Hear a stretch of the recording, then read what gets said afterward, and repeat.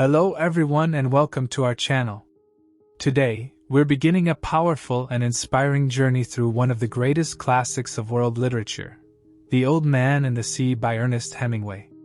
This short novel tells the unforgettable story of Santiago, an old Cuban fisherman who faces the sea alone in his small boat. For 84 days he has caught nothing. But on the 85th day, he sails farther than ever before and hooks a giant marlin, the biggest fish of his life.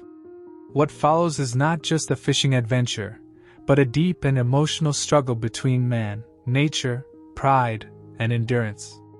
Hemingway's simple yet powerful language takes us into the heart of courage and defeat. Santiago's battle is both physical and spiritual, a story about never giving up, even when everything seems lost. So sit back, relax, and let's set sail with Santiago into the open sea, where strength, loneliness, and dreams all come together in one timeless story. Don't forget to like, subscribe, and hit the bell icon so you won't miss any chapter summaries in this series. There was an old man named Santiago. He is thin and weathered, skin tanned by the sun, hands full of old scars. For 84 days he has gone out to sea and come back without a single fish. The villagers call him unlucky. They think he has lost his skill. Even the boy who used to fish with him was told by his parents to leave and join a luckier boat. But the boy still cares for Santiago. He remembers the lessons the old man taught him and the kindness he had shown. Every day he helps carry the old man's gear and watches him with respect. Although the boy now works on another boat, he visits Santiago. He brings small gifts, a newspaper, a few baits, and he worries about the old man's health and hunger. Santiago lives simply in a small shack made of palm wood. Inside there is just a bed, a table, and a single chair. On the wall are pictures that remind him of love and faith. Once there was a photograph of his wife. Now it sits on a shelf because looking at it makes him feel lonely. Still, he keeps his pride and his dignity. He is poor, but he is not defeated. That evening, sitting together on the terrace where fishermen talk and joke, people laugh at Santiago's bad luck. The older men feel sorry for him but hide it behind their silence. Santiago does not show anger. He remembers better times and quietly plans for tomorrow. He tells the boy he will go far out into the Gulf Stream at dawn. He believes the big fish will come again. The boy wants to go with him, to bring fresh sardines for bait, to help in any way he can, even if he cannot fish with Santiago anymore. They eat a humble supper, beans, rice and fried bananas, shared more for companionship than for richness. As they eat, they talk about baseball. Santiago admires great players like DiMaggio. In their conversation lies hope, memories of strength, ideas about skill and determination. The old man admits he may not be as strong as he once was, but he still knows many tricks and has firm resolution. Before sleeping, the boy tucks a blanket over the old man and worries about simple things, another shirt, better shoes. He is gentle and loyal. Santiago falls asleep like a man who has lived much and still believes in what he does. He will wake before dawn. Age wakes him early, he says, and gives him more time to face the day. This part is not about dramatic action. It is about character, an old man's dignity, a young boy's devotion, and the quiet faith that men hold when they go out to meet the sea alone. It prepares us for what Santiago hopes will be a great day, a day that will test him, and show whether skill and heart can overcome long bad luck. Part 2: Far Out to Sea. Here is about the old man's long day at sea, a day that changes everything. Santiago, the fisherman, wakes with a familiar dream still in his head. When he was young he dreamed of Africa, of long golden beaches and lions playing at dusk. Now that dream comforts him. He no longer dreams of big fights or great events. Instead he sees places and those lions, and the memory gives him strength. Before dawn he quietly goes to wake the boy, Marlin. The boy is sleepy but loyal. Together they carry the small skiff, the mast, the harpoon and the bait. They stop for a small coffee from a tin, the only drink the old man will have that day. The boy brings fresh sardines to use for bait. The two men share a calm, careful routine, simple things that show love, respect, and a quiet hope. As they row out past the shore, the old man leaves the smell of the village behind and moves into the open water. He speaks to the sea as if it were a woman, la mar, something beautiful that gives and withholds favors. He respects her. He notices the flying fish and the terns, and he feels a deep sympathy for the small birds that search and rarely find. The sea is kind and cruel at the same time, he thinks. Santiago sets his 4 lines at different depths, each bait fresh and carefully placed. He is precise. He knows luck matters, but he trusts skill and preparation.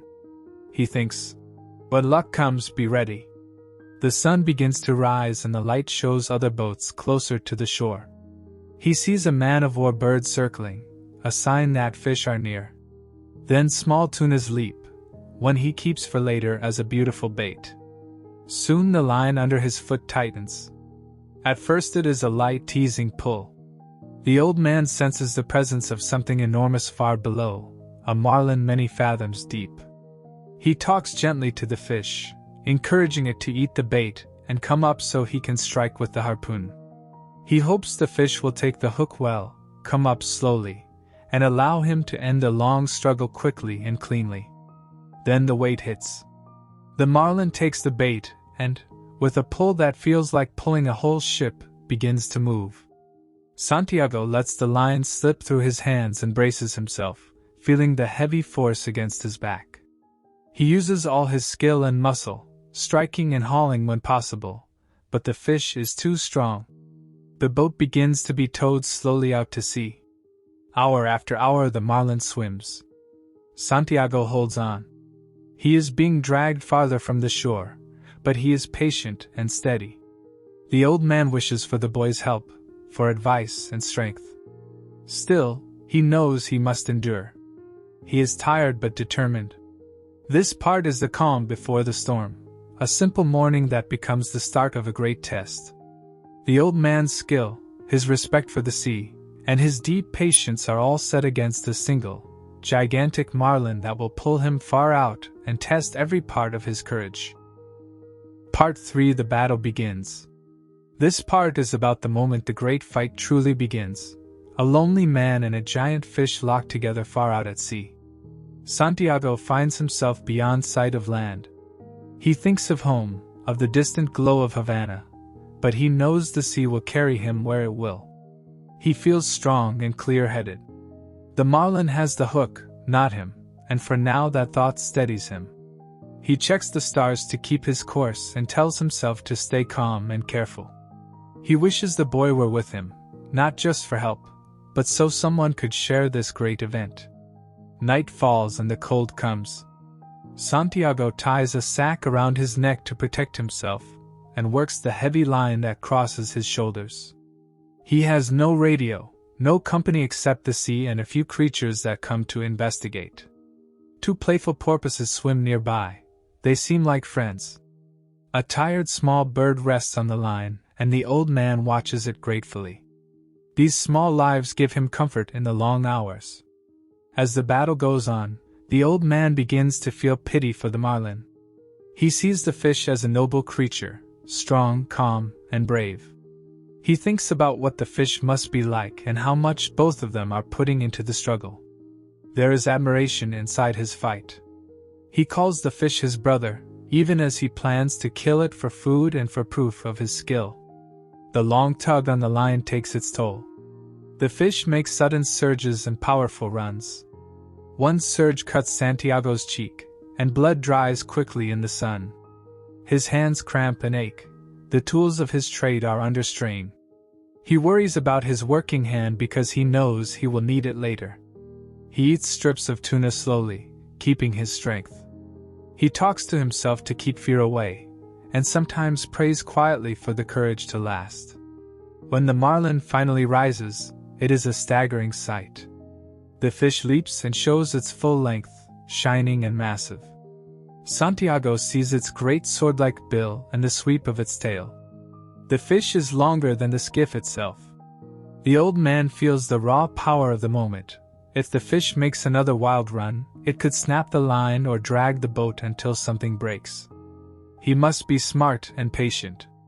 All day and through the next morning, Santiago holds his ground. He thinks about baseball and the great players as a way to steady his mind. He remembers DiMaggio and imagines how a great man would handle such a test. This gives him courage. He promises small prayers and vows to honor the Virgin if he succeeds. His pride is quiet but firm. He must prove his worth, if only to himself.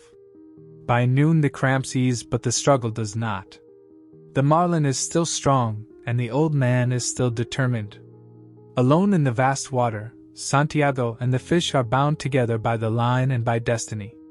This is no ordinary catch. It is a long, slow battle of wills. Santiago knows that he must stay with the fish until the end, whatever that may be. Part 4. It's the part of the story where Santiago's endurance is pushed to its limit.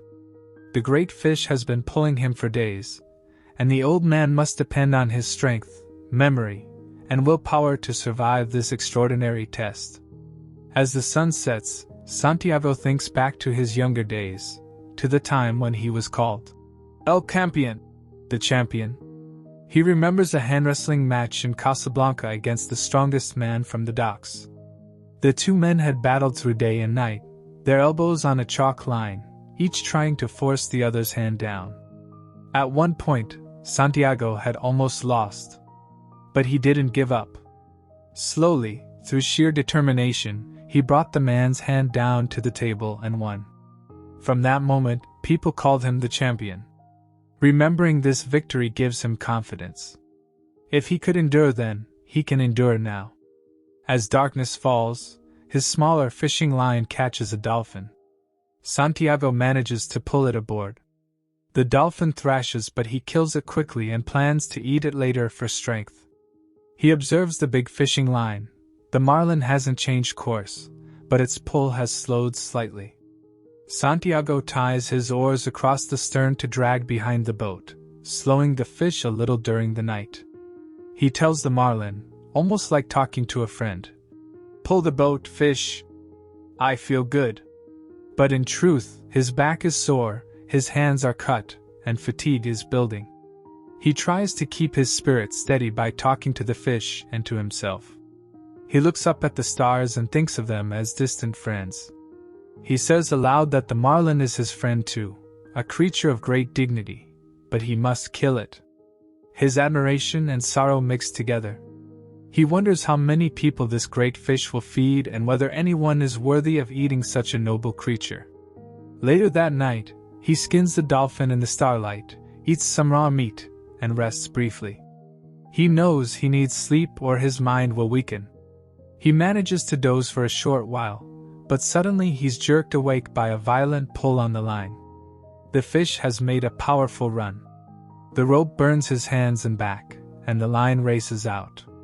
He braces himself against the bow as the marlin leaps in the darkness. Santiago can't see the fish but hears the splashes and feels the strain. His hands are badly cut now. He wishes the boy were there to help wet the line and ease the pressure, but he is alone. The line eventually slows, and Santiago gains control again. He wonders what made the marlin run like that, hunger, fear, or something else. He washes the crushed dolphin flesh off his face to stay clear-headed and prepares for what's to come. By the third sunrise, the marlin starts to circle. Santiago knows this is a turning point. A tired fish will swim in circles before the final struggle. If Santiago can shorten each circle and bring the fish up, he will have a chance to harpoon it. But the work is exhausting. Hours pass as the fish circles. Santiago gains line little by little, but the effort leaves him dizzy, seeing black spots, and sweating from more than just the sun. The marlin occasionally hits the wire with its sword-like bill, testing the line. Santiago prays silently, promising 100 prayers, but he keeps working. His left hand has performed better than he expected, and he talks to it as if it were a partner. "You didn't do so badly," he says. Finally, he sees the Marlin for the first time. At first, just a dark shadow passing under the boat, so long that Santiago can hardly believe his eyes. Then it surfaces 30 yards away. Its tail rises like a giant scythe above the water, and its huge body glides calmly in the current. Santiago is awed by its size and beauty.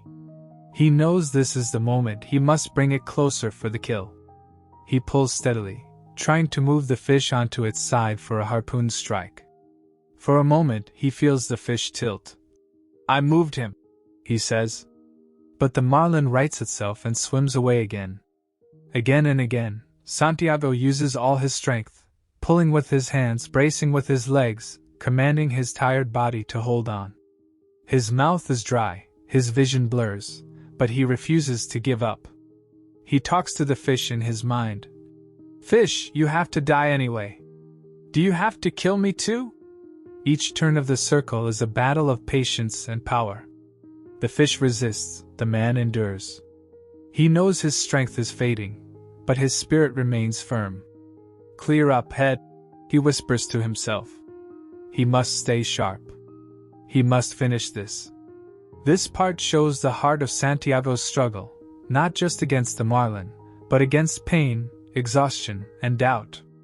It's a slow, intense dance between man and nature. Santiago proves again why he is the champion, not through brute force, but through unwavering will. Part 5. Shark Attack. This is where Santiago finally kills the great marlin, and then faces a new, cruel test. After a long, exhausting fight, Santiago puts everything he has into one final move. He drives the harpoon deep into the marlin's side. The fish leaps high, hangs in the air, and then falls back with a great splash. For a moment the old man feels weak and sick from the effort, but he knows the long battle is over. The marlin lies on the water, bleeding but magnificent. Santiago is full of mixed feelings, pride, sorrow, and respect. He calls the fish his brother because of its beauty and strength. Yet he must now do the hard work of bringing the huge fish close to his small skiff. He ties the marlin to the side of the boat. The fish is so large it feels like lashing another boat beside him. Santiago looks at the great body and thinks of his luck and what this catch will mean. He is proud, but he also feels the cost of the struggle. Soon, a dark shape appears. A fast, powerful shark has picked up the scent of blood. It is built to run down prey and its teeth are terrible. The shark attacks quickly and violently, tearing into the marlin's flesh. Santiago kills one shark with his harpoon, but every strike only delays the next attack. The shark takes a heavy bite and even takes Santiago's harpoon with it. He watches his prize being eaten away and feels helpless and angry. More sharks come. They move in and eat piece after piece. Santiago fights bravely. He lashes a knife to an oar. He kills another shark with his hands. He tries everything he can, but the sharks keep coming. The marlin is being eaten until almost nothing is left but bones. Each loss cuts at Santiago's heart. The pride of killing the great fish turns into sorrow as the sea and its creatures take what they will. Even as he loses the fish, Santiago refuses to feel beaten. He tells himself that a man can be destroyed but not defeated. He thinks about why he killed the marlin, for food, for pride, for proof that he can still do the work. In the end, he accepts the hard truth: nature gives and takes, and a fisherman's life is full of loss as well as victory. Part 6. The Final Battle. After days of holding the line and fighting the great fish, Santiago finally gets his chance. Using every last bit of strength and skill, he maneuvers the fish close and forces his harpoon deep into the marlin's side. The fish leaps high, hangs above the water for a moment, and then falls back with a tremendous splash. For a short, shining instant the old man feels both victory and faintness. He has done what he set out to do. He has killed a noble and beautiful creature. The marlin lies on its side now, bleeding, enormous and still, a living fortune lashed beside the skiff. Santiago is proud and sorrowful at the same time. He speaks kindly to the fish, calling it his brother, because he admires its greatness. But there is no time to grieve. The work must begin. He prepares lines and ropes, moves slowly and carefully, and ties the great fish alongside the little boat. It is like lashing another skiff to his own. The marlin's weight and length make the small skiff ride differently in the water, but Santiago is content. He looks at the fish and feels a deep connection to what he has taken. Then, as the sun moves across the sky, the first sharks arrive. Drawn by the marlin's blood, they come fast. They are not majestic like the marlin. They are scavengers, ugly and brutal. Santiago knows the danger immediately. He fights to protect his prize. He drives a knife into the head of the first shark, killing it, and uses an oar with a blade lashed to it to strike another. He stabs and beats and kills with whatever he can find. His hands, already raw and cut from the long fight, hurt with every blow. But the sharks keep coming. One bites and tears away a large chunk of meat, another steals his harpoon. Every time Santiago kills one, two more appear. He lashes the shark's head, stabs between vertebrae, and even breaks blades in the struggle. At one point he loses his tools, the blade breaks, the gaff is gone, and he is forced to club sharks with the tiller and the oars. He fights until his arms burn and his breath comes short. As the afternoon fades, he realizes the terrible truth. No matter how brave he is, there are too many sharks. They come in packs at night. They tear at the marlin until it is mostly gone. The great fish that had been his proof, and his glory is being eaten piece by piece. Santiago swings his club and kills more sharks in desperate, terrible blows, but each kill only delays the inevitable. By midnight the sharks have taken almost everything. The marlin's long white backbone is all that remains, its head and some dark mass remain, a sad reminder of what was once magnificent. Finally, beaten and exhausted, Santiago turns the skiff homeward. The weight beside the boat is much lighter now. He sails into the harbor in the quiet darkness. There are no lights at the terrace. The fishermen are asleep. He pulls the skiff up, carries the mast on his shoulder, and climbs the long road to his shack. He is so tired he must sit many times along the way. When he reaches home he falls face down on the newspapers and sleeps. The next morning the boy finds him sleeping and weeps when he sees the old hands. Fishermen measure the skeletons still lashed to the skiff. The fish had been huge, more than 18 feet from nose to tail. The boy brings coffee and cares for Santiago, promising that they will fish together again. The old man says the sharks beat him. The boy refuses to accept that loss. Tourists later notice the great white spine in the water and call it a shark, in wonder, not understanding the true story of pride and suffering behind it. This part shows us both the heights and the depth of Santiago's life. He proved his skill by killing the marlin, but the sea, beautiful and cruel, returned what it wanted. In the end, he carries home the bones of his glory and the quiet knowledge that a man can be destroyed but not defeated. And that brings us to the end of this beautiful and powerful journey through The Old Man and the Sea by Ernest Hemingway. Through Santiago's story, we've seen much more than just a fishing trip. We witnessed the strength of an old man's spirit, his deep respect for nature, his courage to fight alone, and his quiet acceptance of loss. Even though the sharks took the marlin, Santiago's heart remained undefeated. Hemingway reminds us that a man can be destroyed but not defeated. This timeless message still inspires readers all over the world to keep going, to stay strong, and to face life's challenges with dignity. Thank you so much for watching and joining me on this chapter-wise storytelling journey. If you enjoyed the series, like, share, and subscribe to support the channel. Your support helps me create more clear and simple summaries of classic stories for students, teachers, and literature lovers everywhere. Tell me in the comments what book or story you'd like me to cover next.